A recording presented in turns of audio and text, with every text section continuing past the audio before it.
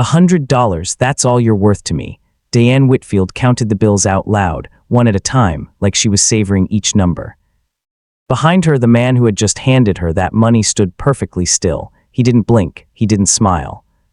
When two security guards passing on the street glanced his way, they stopped walking entirely, lowered their eyes, and crossed to the other side of the road without a word. Myra Whitfield didn't understand what she'd just seen. All she understood was that her stepmother had sold her, actually sold her, to a man in a plain black coat who hadn't spoken a single sentence since he arrived. She had no idea that the quiet stranger standing in front of her controlled more territory in this city than the mayor did. She had no idea that grown men who'd spent decades in prison went pale at the mention of his name. All she knew in that moment was that the only family she had left had just traded her for less than the cost of her stepmother's shoes. If your own family sold you tomorrow, would you ever speak to them again? Type your answer below before you keep watching, and let me know what city you're tuning in from tonight, because I read every single one of them. Now let's rewind, and I'll show you exactly how Myra Whitfield ended up standing on that sidewalk. 3 weeks earlier, Myra was awake before the sun, the way she was every morning. Myra had her mother's features, deep brown skin, a halo of tight coils she kept pinned back for work. A steadiness in her face that people sometimes mistook for calm when it was really just exhaustion worn smooth. Her mother had passed when Myra was small, and her father had raised her alone for years before Diane ever entered the picture. Which was part of why the house on the bluff had once felt so completely like hers. It had only ever been the two of them in it, until it wasn't. The Whitfield house sat on the bluff overlooking Ashwood Bay. A sprawling white property with a view of the harbor that real estate agents like to call generational wealth made visible. Myra's father, Robert Whitfield, had built it plank by plank with money earned the hard way, starting as a dock worker and eventually owning half the shipping contracts that came through the port. He used to tell Myra that the house wasn't a trophy, it was proof that a person could climb out of nothing. Robert had been dead for 4 years. And in those 4 years, the house had stopped being hers in every way that mattered. Myra moved through the kitchen in silence, measuring coffee grounds, slicing fruit, setting the table for people who would wake up in an hour and act as though the food had assembled itself. She wasn't paid for any of it. She wasn't even technically staff. On paper, she was still Robert Whitfield's daughter and heir. In practice, she was the person who scrubbed the floors her father used to walk across barefoot. Her stepmother, Diane, had married Robert 8 years earlier, back when Myra was 16. For the first year, Diane had been careful, even kind, in the specific way people are kind when they're waiting for something. She'd shown up to Myra's school plays. She'd learned Myra's coffee order. Looking back, Myra sometimes wondered if any of it had been real, or if Diane had simply been a very patient actress auditioning for a role that only paid out once Robert was gone. After Robert died and the will was read, a will that left the house and the business shares in a trust Myra wouldn't fully inherit until she turned 26, Diane's patience had simply run out. The warmth had drained out of the house like water through a cracked pipe, slow enough that Myra almost didn't notice until it was already empty. "You're behind again," Diane said now, appearing in the kitchen doorway in a robe that cost more than Myra's monthly wage at the diner, where she worked double shifts on her one day off. "The Hendersons are coming for brunch. If the eggs are cold like last time, I will not be covering for you." "They won't be cold," Myra said quietly, not looking up from the pan. Diane's daughter, Paige, drifted in behind her mother, already scrolling through her phone, not bothering to look up. "Can you make the oat milk latte thing, not the gross store brand?" "The good one? It's in the pantry," Myra said. "I know it's in the pantry, Myra. I'm asking you to make it." Myra nodded and went back to work. She had learned a long time ago that arguing only made the days longer. 3 years of this had taught her the exact shape of the piece that came from simply doing what was asked, plating the eggs just so, wiping down a counter that was already clean. Disappearing from a room the second her presence stopped being useful. The Hendersons arrived at 11, all cashmere and compliments, gushing over Diane's beautifully kept home, while Myra refilled water glasses 2 feet away. Invisible in the way household staff are trained to be invisible, except no one had ever trained her, she'd simply learned it. The way a person learns to duck a low doorway after hitting their head on it enough times. "Doesn't Robert have a daughter somewhere?" Mrs. Henderson asked at one point, glancing vaguely around the room as though Myra might materialize from behind a curtain. "She's around," Diane said breezily, not looking at Myra even though Myra was standing 3 feet away holding a pitcher of orange juice. Finding her footing, Myra refilled the glass and said nothing. There was only one place in this house that still felt like it belonged to her, a small drawer in her room where she kept a single photograph of her father, taken the summer before he died. Laughing on the deck of one of his cargo ships, sleeves rolled up, sun on his face, looking like a man who had built something and knew exactly what it had cost him. Some nights when the house had finally gone quiet and even Diane's television had gone dark, Myra would take the photograph out and just look at it. "You'd know what to do if you could see this," she thought. "You'd never let this happen." She had no way of knowing that her father's name, and a debt he'd left unpaid in ways she couldn't imagine. To a man he'd once pulled off a bleeding dock and never spoken of again, was about to change everything. The trouble, if it could be called that, started with a phone call Diane took behind a closed office door 2 days before the brunch. Myra only caught fragments through the wall, words like shares, trust fund, before she turns 26, but she didn't think much of it. Diane was always on the phone about money. What Myra didn't know was that Diane had spent the last several months quietly drowning. The business Robert left behind required Myra's signature to release certain funds once she came of legal inheritance age, a safeguard Robert had built in specifically so no one could touch it. Without his daughter's consent. Furious at being locked out of money she considered rightfully hers, Diane had started borrowing against her expectations of that inheritance years before it would ever legally arrive. First from a bank, then, when the bank stopped returning her calls, from people who didn't operate through banks at all. 2 men had come to the house the week before, dressed like businessmen, but moving like something else entirely, unhurried, unbothered. The kind of calm that only comes from never once losing a negotiation. They sat in Robert's old study, the one Diane had redecorated within a month of his funeral, and laid out exactly how much she owed, and exactly how little time she had left to find it. "There's another way to settle this," the older of the two said, almost gently, once the numbers had been said out loud and Diane's face had gone the color of the wallpaper. "Our employer has taken a personal interest in an old matter involving your late husband. If you're willing to help him resolve it, your debt disappears tonight. What kind of matter? He'll explain that himself if it comes to it." The man stood, buttoning his jacket. "He only asked for one thing in return. He wants to meet the daughter." Diane didn't ask why a stranger with that kind of money and that kind of quiet menace would want anything to do with a 24-year-old girl who spent her days scrubbing floors.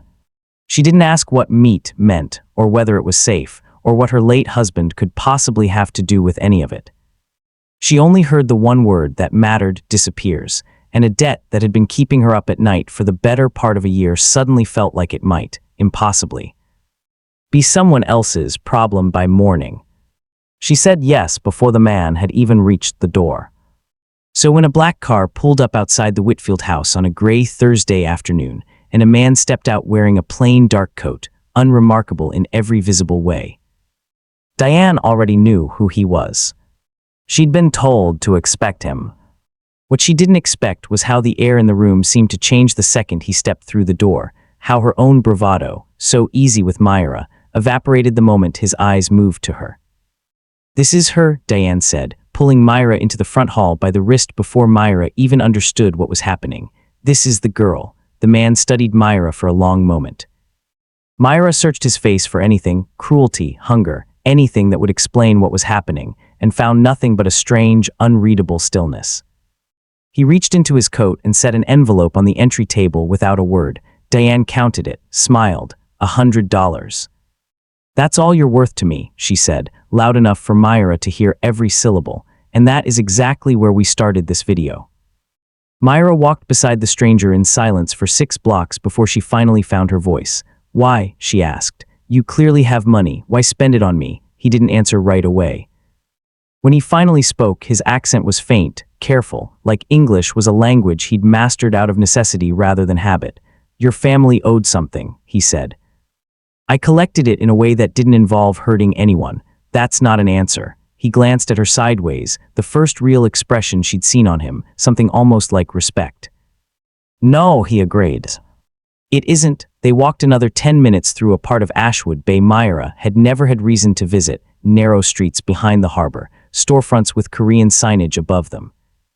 Old apartment buildings with laundry lines strung between windows. He stopped in front of a modest two-story building above a shuttered noodle shop and unlocked a door that led to a set of stairs. "You can leave whenever you want," he said, stepping aside so she could see the small apartment above. "The door isn't locked. I'm not going to pretend I bought a person. I paid a debt. What you do next is yours to decide." Myra stood in the doorway, torn between the instinct to run and the exhausted, aching truth that there was nowhere left to run to. The house on the bluff wasn't her home anymore. It hadn't been for years. "What's your name?" she finally asked. "Yi," he said. It would be months before she learned that wasn't the whole truth. Yi's apartment was small, plain, spotless in the way of someone who valued order more than comfort. He gave her the only bedroom and took the couch without discussion. In the mornings, he was gone before she woke. In the evenings, he cooked simple meals and asked about her day like it was the most ordinary thing in the world. He never once mentioned the $100. He never once acted like she owed him anything. Myra found a job at a small bakery 2 streets over, kneading dough before dawn and coming home with flour still under her fingernails. It didn't pay much, but it was hers, the first thing in years that belonged entirely to her. The owner, an older woman named Mrs. O, taught her how to shape dough properly, and never once asked why a girl with an accent that didn't match the neighborhood had shown up looking for work with nothing but a small travel bag to her name. Slowly, without either of them naming it, the apartment above the noodle shop started to feel less like a temporary shelter and more like the first real home she'd had since her father died. Yi never pushed. He asked about her day the way a person asks when they actually want to know the answer, not the way Diane used to ask, already halfway out of the room before Myra finished the first sentence. Some evenings he'd fix the ancient radiator that rattled every winter, or bring home a small paper bag of something sweet from a shop 2 blocks over. Setting it on the table without comment and letting her decide whether to say anything about it. "You don't have to keep doing things for me," she told him one night, about 6 weeks in, when he'd come home with a new lock for the bathroom door that had never quite latched properly. "I know," he said, screwdriver already in hand. "I'm doing it anyway. It was such a small thing." But Myra had spent 3 years in a house full of people who never did anything for her without expecting something back. And the sheer absence of an angle in Yi's kindness kept catching her off guard over and over, like a step she kept forgetting wasn't there. But there were things about Yi that didn't add up. Sometimes when they walked through the harbor district together, grown men would freeze mid-conversation and lower their heads slightly as he passed. The way soldiers do for someone ranked far above them. Once a shop owner refused to let them pay for their meal, practically begging Yi to accept it as a gift, hands shaking slightly as he waved away the cash Yi tried to leave on the counter. Another time, a delivery truck blocking their street pulled aside so quickly the driver nearly clipped a parked car, offering a stammered apology to a man who hadn't said a single word to him. Yi always brushed it off with the same quiet line, "He's mistaken me for someone else," but Myra noticed he never once corrected anyone who called him sir, and she noticed that his explanations got shorter every time she asked. Like he was running out of ways to make the strangeness sound ordinary. There were smaller things too. He never let her walk on his left side without quietly steering her to his right, though he never explained why. He always chose the seat in a restaurant that faced the door. Once she saw him glance at a car parked across the street for a beat too long before ushering her quickly inside, and when she looked again a moment later, the car was gone. Then there were the phone calls. Yi's phone rang rarely, but when it did, his whole posture changed. He would step outside, speak in low, clipped Korean she couldn't follow, and come back in with his jaw tight and his eyes somewhere far away. One night, unable to sleep, Myra got up for water and noticed his jacket hanging over a chair, the inside lining catching the light strangely. She didn't mean to look. But the weight of it when she brushed past told her there was something heavy and metal sewn into the lining, something that had no business being in an ordinary man's coat. She said nothing. But she started watching him more closely after that. If you're enjoying this one, tap that like button and subscribe now. Trust me, the next part is where everything changes. It happened on an ordinary Tuesday. Myra was walking home from the bakery when a car slowed beside her, its window rolling down just enough for a man inside to study her face like he was memorizing it. She quickened her pace. The car followed for half a block before speeding off. She told Yi about it the moment she got home, expecting concern, maybe confusion. What she got instead was silence, a long, heavy silence, followed by Yi making 3 phone calls in a row, his voice sharper and colder than she'd ever heard it. Switching between English and Korean, so fast she could barely track it. "Stay inside tonight," he told her when he finally hung up. "Please, Yi, what is going on?" He looked at her for a long moment, like he was weighing something enormous. Then, for the first time since she'd met him, he told her part of the truth. "There are people who don't like the fact that I paid attention to your family," he said carefully. "People who think I should have let your stepmother's debt collectors handle things their way instead of mine. What does that mean?" He didn't answer. He simply asked her to trust him, one more time, and disappeared into the night. He didn't come home for 2 days. By the second night, worry had curdled into something closer to panic. Myra had called every hospital number she could find with no results. She'd stood at the window until 2 in the morning, watching the empty street, replaying every strange detail of the last 3 months like puzzle pieces that had finally started arranging themselves into a shape she didn't want to look at directly. Near dawn, going through his things for any clue at all, she found an old business card tucked into the lining of his jacket, the same jacket with the strange, heavy stitching she'd noticed weeks earlier, with nothing printed on it but a phone number. She dialed it with shaking hands, fully expecting no one to answer. A calm, clipped voice answered on the second ring, and after a long pause in which Myra could hear muffled conversation on the other end, gave her an address downtown. She expected a warehouse. A dim office, something that matched the quiet apartment and the plain black coat and the man who fixed radiators without being asked. Instead, a glass tower rose in front of her, 40 stories of tinted windows catching the morning light, with a lobby that gleamed like something out of a magazine she'd never have reason to read. Men in tailored suits moved briskly through the revolving doors, phones pressed to their ears, expressions tight with the specific urgency of people whose jobs depended on being exactly on time. A directory board near the entrance listed company names in gold lettering, none of which meant anything to her. Until her eyes landed on the top floor, and a name that made her stomach drop before her brain had even finished processing it. KANG Holdings, Taemin Kang, chairman. She was still staring at the board, certain she'd misread it, when the entire lobby seemed to still around her. A black car had pulled up to the curb outside. The door opened. Yi stepped out. Except it wasn't the Yi she knew. Gone was the plain black coat. In its place was a suit cut so precisely, it looked less like clothing and more like armor, and a bearing that made the word, quiet, feel like entirely the wrong word to have ever used for him. Every person near the entrance lowered their head slightly as he passed, not a full bow, just an instinctive dip, the kind of gesture people don't consciously decide to make. A security guard by the door murmured 2 words that stopped Myra's breath in her chest. "Welcome back, Boss Kang," not Yi, Kang. And not just Kang, the way the guard said it, low and immediate, the way the whole lobby seemed to bend around him without a single order given. Told her this wasn't a title anyone handed out lightly. Yi's eyes found her across the lobby. For a fraction of a second, something flickered across his face, not embarrassment exactly, but the look of a man who has just watched 2 entirely separate lives collide in a place he never intended them to meet. She learned the rest within the hour, once he saw her standing there, and for the first time since the day they'd met. Didn't try to walk her away from the truth or offer a half answer to make it easier to swallow. His real name was Kang Taemin. To the police, to the newspapers, to the underworld that ran quietly beneath Ashwood Bay's harbor economy, he was known simply as Boss Kang, the head of the BICO. An organization with more control over the port, the shipping routes, and half the city's hidden money than any elected official ever would. And her father, Robert Whitfield, had once saved his life.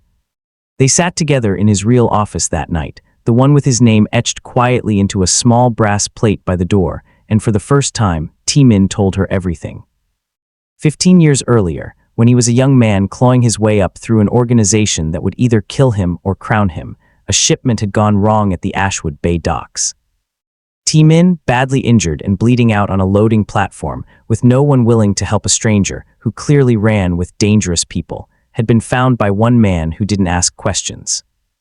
A dockworker turned shipping magnate named Robert Whitfield, who'd carried him to a car himself and driven him to a hospital under a false name to keep him from being arrested, or worse.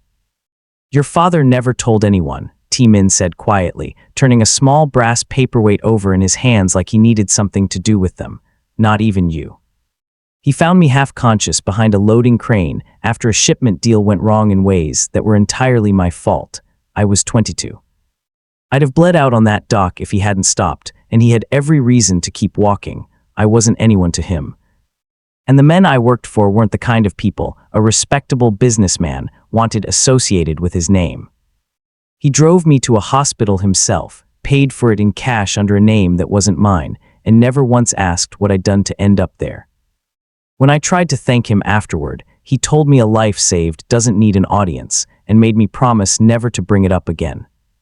I kept that promise for 15 years. He never mentioned you," Myra whispered, "not once, because I asked him not to, and he was a man who kept his word. What I did for a living wasn't something I wanted anywhere near his family. I watched from a distance instead, made sure his shipping contracts never crossed paths with anything that could hurt him, made sure nobody in my world ever learned his name.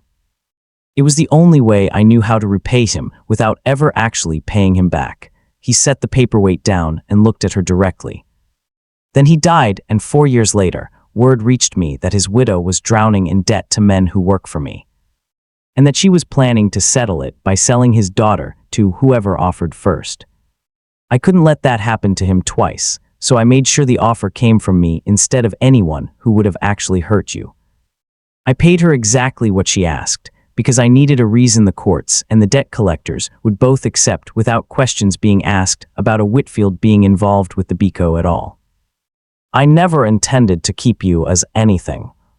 I only wanted you somewhere safe until I understood what your stepmother was planning next and what kind of danger might still be coming for you.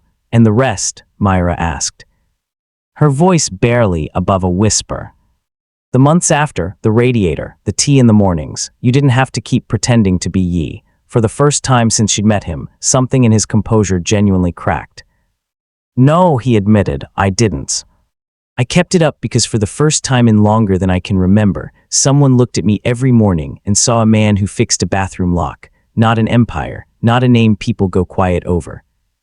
Not a debt to be repaid or a danger to be managed. I wasn't ready to lose that. I told myself I'd tell you the truth once I was sure you were safe. I kept finding reasons to wait one more week." Myra felt the tears come before she could stop them. "Not from fear.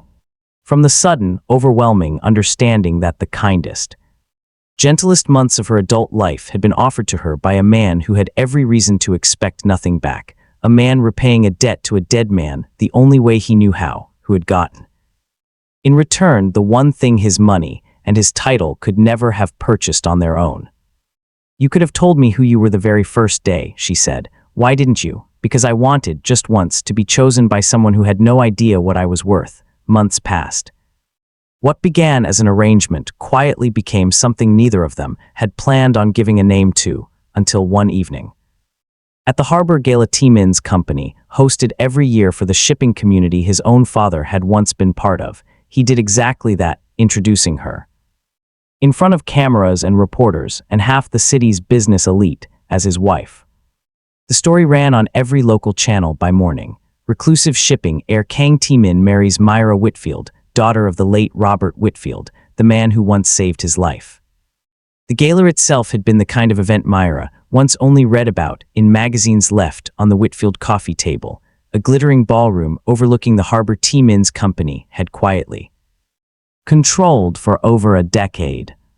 String quartets, ice sculptures shaped like the company's white tiger emblem. A guest list that included half the city council and every shipping executive who'd ever wondered why the Beco's name never showed up on paperwork it clearly should have. Myra had stood at Min's side in a deep emerald gown that made her skin look like it was catching the light on purpose, her hair swept up the way Mrs. O's daughter had insisted on doing for her that afternoon, still couldn't quite believe any of it was hers, watching him move through the room with the same quiet, deliberate calm he'd had the very first day she met him in her stepmother's front hall, except now, everyone in the room understood exactly what that calm meant. When a reporter finally asked, on camera, who the woman beside him was, T-Min didn't hesitate. "My wife," he said simply. Myra King, across town in the house on the bluff, Diane Whitfield sat frozen in front of the television, a coffee cup halfway to her lips, the coffee long gone cold in her hand. Paige stood behind her, phone forgotten in her lap, staring at the screen like it might rearrange itself into something that made sense. There was Myra, not scrubbing floors, not counting change at a bakery register, standing beside one of the most powerful men in the entire shipping corridor, wearing a smile that had nothing performative about it at all, the first genuine smile either of them had seen on her face in years, and neither of them had been there to cause it. "That's not possible," Diane said quietly, more to herself than to anyone in the room. That's not possible." Paige didn't answer. She was thinking, though she'd never admit it to her mother, about the day she'd laughed as Myra walked out the gate with a stranger. And how easy it had been to laugh when she'd assumed the story ended there. Diane had sold her stepdaughter for $100 to erase a debt she'd created herself. She had, without knowing it, handed that stepdaughter directly into the arms of the one man in Ashwood Bay capable of unmaking every last thing Diane had left, and instead, he had simply loved her. Which, in its own way, was a far worse thing for Diane to have to live with. They came 2 days later, dressed carefully, smiling in a way that had never once been extended to Myra when she actually needed it. "Myra," Diane said, standing awkwardly at the gate of a home far grander than the one she'd raised her in, "we've been so worried. We wanted to see how you were." Paige nodded quickly. "We really missed you." Myra studied them both for a long moment, long enough that Diane's smile started to falter. "You didn't come because you missed me," Myra said finally, her voice steady in a way it had never quite managed inside that old house. "You came because you saw the news. That's not, you sold me for $100, Myra said, cutting her off gently but completely, "not because you had to. Because it was easier than facing what you owed. I'm not angry anymore. I don't have room for it, but I'm not going to pretend we're family either. My family is inside this house waiting for me. Myra, please," Diane tried again, her composure finally slipping. "We're your only family. Blood means something. Blood didn't stop you from putting a price on me," Myra said, and there was no anger left in it at all, just a calm, finished sort of clarity that landed harder than shouting ever could have. "You didn't sell me because you had no choice, Diane. You sold me because it was the fastest way to make your problem disappear, and it never once crossed your mind to ask what would happen to me afterward. You didn't know if the man in that car was going to hurt me. You didn't ask. That's the part I can't forgive, not the $100, the not asking." Paige for once said nothing at all. Diane opened her mouth, then closed it. There was nothing left to say that wouldn't sound exactly as hollow as it was. "I hope you get back on your feet," Myra added, quieter now, because some part of her, the part that remembered being 16 and hopeful the day Diane married her father, still meant it. "I really do. But you're going to have to do it without me." Myra turned and walked back through the gate, and for the second time in her life, she left the sound of her stepmother's voice behind her without once looking back. This time, though, she wasn't walking away from everything. She was walking toward it. Myra Whitfield never went looking for a rescue. She wasn't waiting for a stranger with money to fix a life that had been quietly taken from her one chore at a time.